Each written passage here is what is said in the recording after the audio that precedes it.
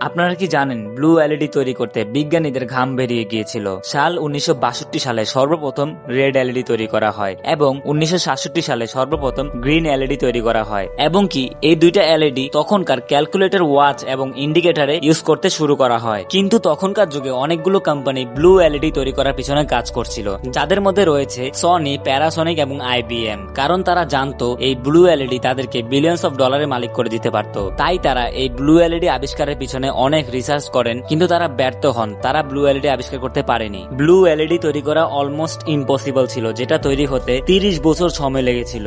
এবং কি এত কঠিন পরিশ্রম করে সর্বপ্রথম সুজি নাকামোরা পৃথিবীকে ব্লু লাইট দেন। তারপর ব্লু, গ্রিন এবং রেড একসাথে করে হোয়াইট এলইডি লাইট তৈরি করা হয়। আমাদের আশপাশে আমরা ল্যাপটপ, কম্পিউটার, মোবাইল যত কিছু ইউজ করছি না কেন, এর মধ্যে যে ডিসপ্লে থাকে তার মধ্যে কিন্তু ব্লু এলইডি ইউজ করা হয়। যদি এই ব্লু এলইডি লাইট আবিষ্কার না হতো তাহলে আমরা আমাদের